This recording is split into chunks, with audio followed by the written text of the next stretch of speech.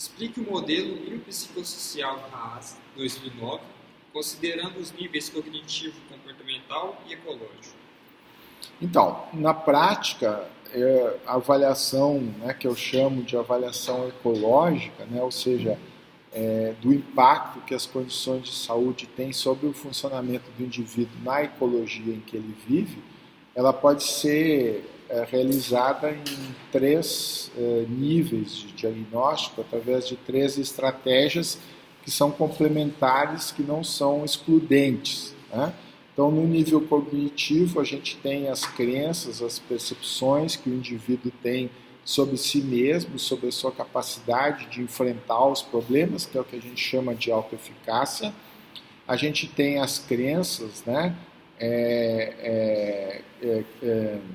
que o indivíduo tem sobre as causas dos seus problemas, que são as atribuições causais.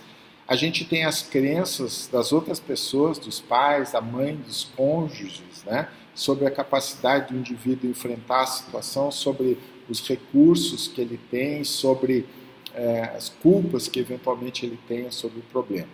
Existem também, né, essas crenças, então muitas vezes elas recebem o nome de efeito Pigmalion, né, que são crenças expectativas, né, que as outras pessoas têm. Um outro mecanismo, um outro modelo cognitivo analítico é o modelo do chamado stress e coping.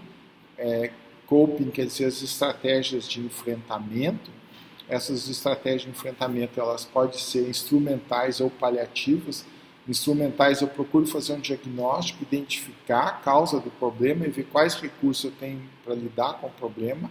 E paliativa eu não consigo identificar a causa, então procuro me conformar, procuro me adaptar e aceitar o problema. Então, a gente vai ver depois, quando abordar especificamente essa questão. Do ponto de vista dos mecanismos comportamentais, a gente tem os mecanismos de reforçamento diferencial, que podem ser identificados, né, através do ABC do comportamento, da análise aplicada do comportamento. Na maioria das circunstâncias, em quase todas as famílias, existe então um foco nos comportamentos inadequados, nas deficiências e uma negligência, uma falta de atenção em relação aos comportamentos adequados, em relação às virtudes e às qualidades do cliente. Tá? E por último tem o nível contextual, que é uma maneira adequada, né, entre outras, de compreender isso são os chamados processos de acomodação. Quer dizer, sempre que a pessoa tem um problema de saúde, algum outro problema na vida, isso vai ter consequências para as outras pessoas da família e as pessoas vão ter que acomodar interesses de maneira a chegar, né, a uma solução utilitária que seja mais vantajosa ou a menos vantajosa para todo mundo.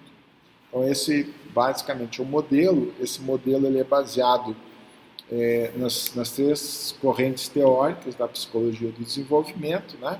A gente tem as teorias cognitivas baseadas nos modelos de processamento de informação, a teoria comportamental baseada na aprendizagem por reforçamento e a teoria contextual, né, baseada na influência, né, da cultura, da família sobre o comportamento do indivíduo.